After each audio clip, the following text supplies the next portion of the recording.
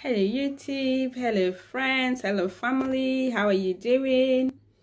It's your girl Miriam here today, and today we're going to be talking about Ucas application. How to choose your unis.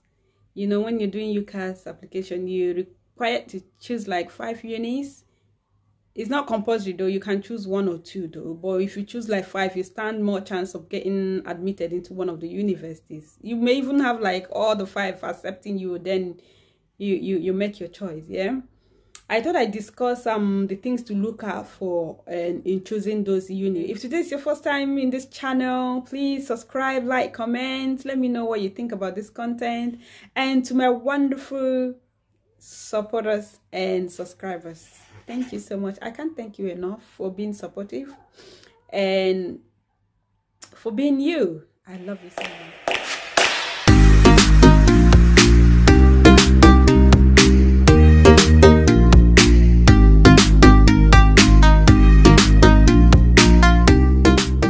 So you want to like go I mentioned, uni, young person, or you're an adult making a career change like me. So these are the things I think will be very helpful to consider while picking up your unis and selecting. One of the most important things you have to consider is the location of this uni, the proximity. Where do you live? Do you want to go to uni far away? I mean, if you're a young person and maybe you're not committed to any employment or something, you can afford to go live elsewhere in a different town for your uni and all that, far away from home and all that. Yeah, it's all right. You can do that. But if you are a mom and a mature student like me, then that wouldn't be the best option. You will have to look for a uni that is closer to your home. Like if you're in London, you look for unis that are around London. Like London, you have University of East London, University of Greenwich, South Bank, Westminster University, London Metropolitan, and some other unis, West London and the rest of them, depending on your location. So these are the important things that you need to, because if you're a mature student and you're going outside, far away from your home, it's going to be difficult, especially if you have young children like me. You can drop off your children and go to school, but if you're far away, it's just impossible. And if you don't have enough support or network, then the aim and purpose of that university will not be achieved at all. So guys, proximity is important. Please consider that. Then the second point I would like to raise here, not all of them though, do have scholarship, 1 or 2 or several. At least if you look at it, you can be entitled to 1 or 2. You never can tell. So fish out for scholarship, search for unis around you that have parents, students, hardship funds and all that. Look for something and apply. You never can tell. Don't sit down and tell yourself, well, if I apply, I will not get it. Another, who told you you're not going to get it? Just apply. It doesn't take the whole of the year or the whole of the day to apply. Just go on, sit and check out for scholarship.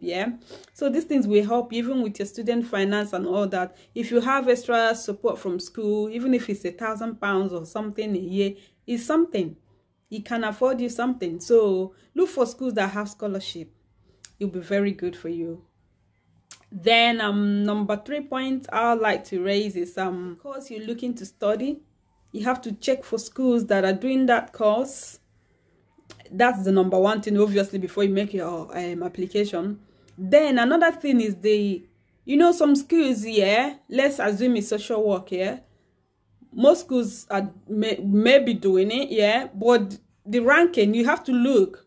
Some schools specialize in 1 or 2, areas of studies. Check.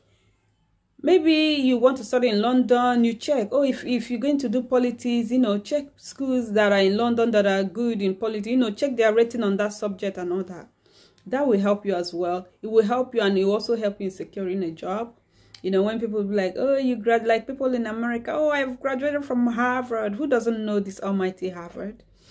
and you know, some other Ivy League universities and stuff like that. So guys, your school name also help you to, you know, secure employment. You don't have to struggle so much because they know your school is one of the leading schools in that subject. So please, another thing that is, assuming you're going to do nursing and all that, yeah, look for school, make inquiries that have placement that is not too far from you. Obviously, if you live in East London and you decided to go to West London University, there's possibility that their placement will be around West London and you live far away in Stratford. You're gonna have to commute a lot. If you're a single person and without child commitment and anything, you know, you're just by yourself, yeah, you can afford to do that. You know, most placements is like 9 to 5. And obviously hospital placement, if you're starting 9, doesn't mean you have to be there 9. At least you have to be there 8:30 minimum, so you can get handovers and all that and get prepared. Yes, so look for schools that have placements around you or not too far from you, so you don't have to struggle to get to your placement areas and all that.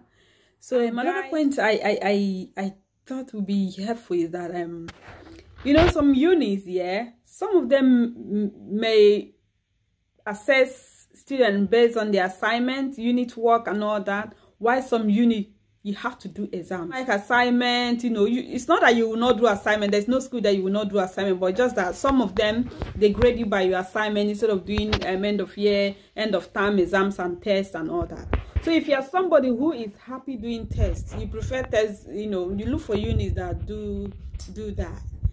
Like, yeah, like I mentioned, some unis, they may just base their thing on your coursework and unit and, you know, presentations, while some, even after doing that, you still have to do exams and tests. That's what you're graded by. So you do feel more confident doing. So that will be very helpful for you to consider that while choosing your uni as well. Another point that will be worth considering is standard of living.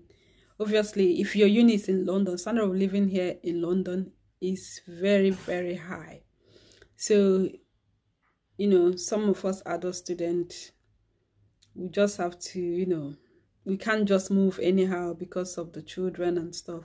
But if you don't have any child commitment and all that, it may be worth moving out.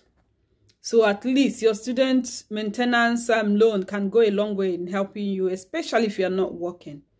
But if you don't have any child commitment and all that, I think it would be good to get at least a weekend job to support you. So consider towns that are, you know, more affordable in terms of housing and your living standard. Then another thing that that can be useful in selecting your uni is you know, some unis, their timetable are crazy. They're all over the place. Like, a friend of mine was telling me recently that her University of Greenwich, I'm sorry, I'm calling you out. She's a nursing student. She's in her year 1. She said her timetable is Monday to Friday. So this lady used to have a full-time job. Obviously, when you're going to uni, you may not be able to cope full-time job. And yeah, it would just disrupt your studies and all that. You may struggle to meet up. So it's advisable to at least have a part-time job. But the thing is, it's Monday to Friday, yeah, lectures. I mean, that means this lady can no longer, you know, go to her work, except her employer decide to make her weekend staff. So find a uni. If your job is very important and you cannot cope without your job, please find uni that have timetable. Like you go to uni or you study like maybe 3 days a week. Yeah, so you know you have like 2 days, you know, you can use that and go to your work and all that. But unis who run like Monday to Friday like crazy, this is absurd. I'm sorry.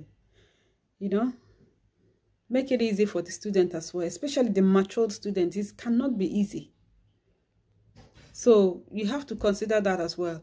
I know it's difficult to know the timetable, yeah, but you can just ask old students or student advisors or, you know, course lead or whatever. What is it like the timetable and all that? So they should be able to be in position to tell you what to expect, so you don't just dive into it and be terrified at the end of the day.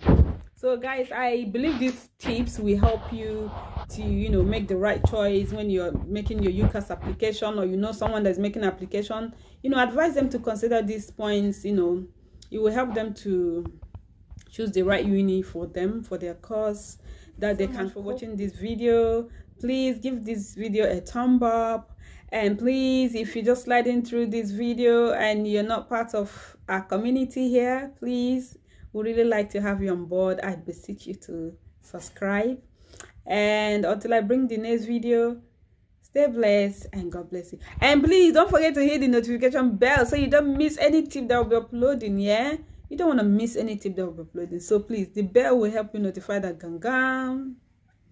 Miriam has dropped a video. So thank you so much. I appreciate you, and God bless you. Bye.